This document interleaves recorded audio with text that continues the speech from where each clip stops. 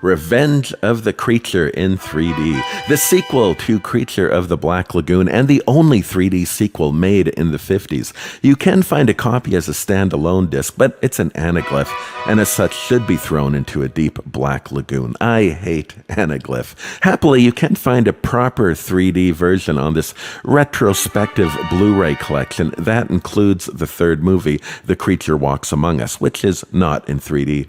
Now, the film condition of the sequel is not as strong as the original. There's dirt and there's hair on the images.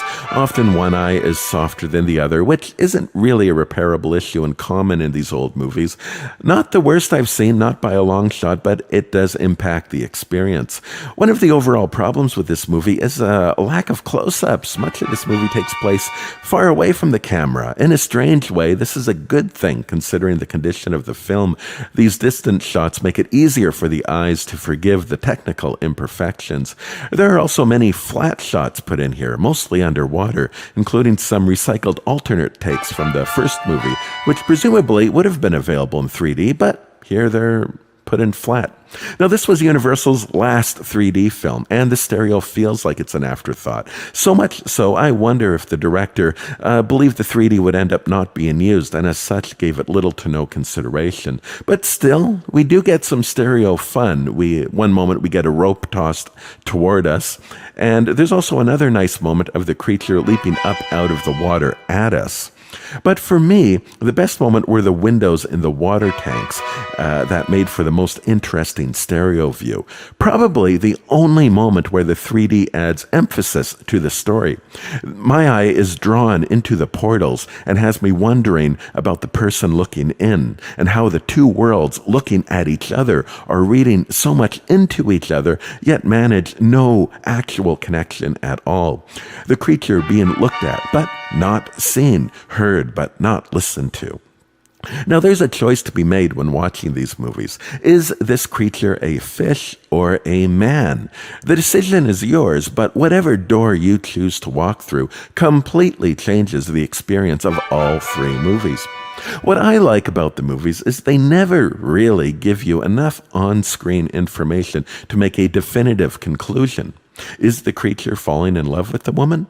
Maybe it's not love. Maybe he's trying desperately to communicate, "Get me out of here." Maybe the woman just seems like the most sympathetic of all the land creatures.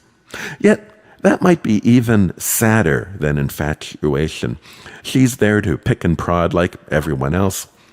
I notice the torture and mistreatment of this creature increases with each sequel.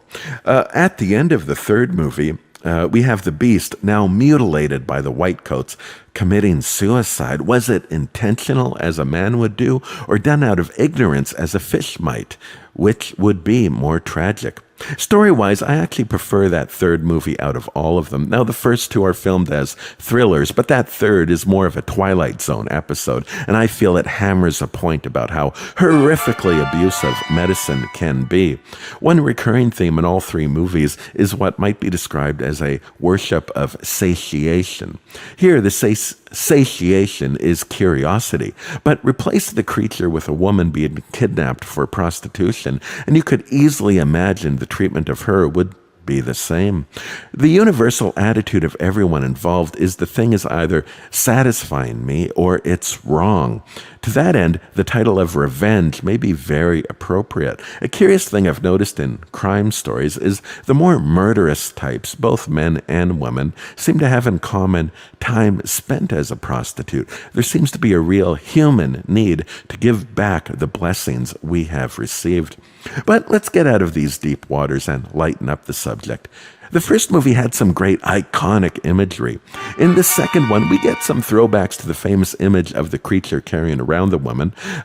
Another great image was that cave from the first movie. It's unfortunate they didn't revisit it in the sequels. There's something indelible about that image of the cavernous lair of the creature. It's a picture that doesn't really need a story. It's like looking at a Frazetta or Boris painting. It sets your mind racing with possibilities. The Star Wars films were great at this. You could watch those movies with the sound off and just wonder about life going on in those pictures. Now here we get the creature largely in a concrete palace, and it doesn't make for intriguing photography. And notice how similar this shot was to the previous one. A lot of these scenes just feel rushed and thoughtless, though I notice dark shots do look better in 3D when they're in black and white. Perhaps in these moments, luminosity cues are all our eyes really need. Now, the creature does get a little more violent in this one, cracking one guy over a tree in a moment that felt similar to a famous sleeping bag moment in Friday the 13th Part 7. Also from the 80s, Jaws 3 was a loose remake of this movie. It has similar shots of them pushing a fish through the water, which apparently is an accurate method of resuscitating something with gills. What isn't realistic, though, is using an electric cattle prod underwater, which wouldn't turn out well for anyone involved. Curiously, the production of Jaws 3 caused a 3D remake of Creature to be shelved. Universal owned both properties and felt the two would compete against each other.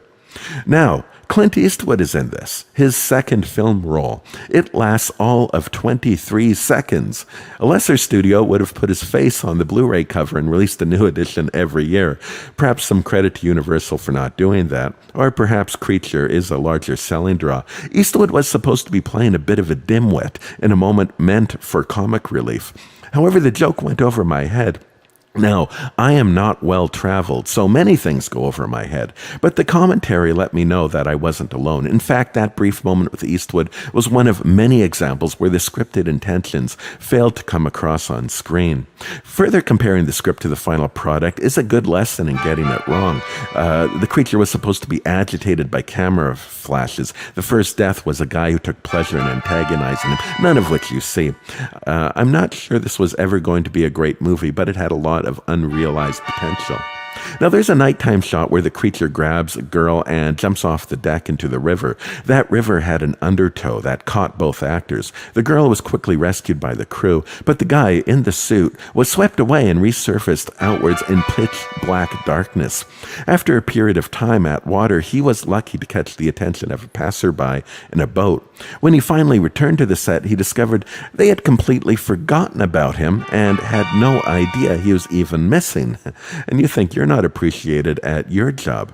But I think that story kind of sums up this movie. They didn't care. They peered into the window and took a picture and then went out for drinks.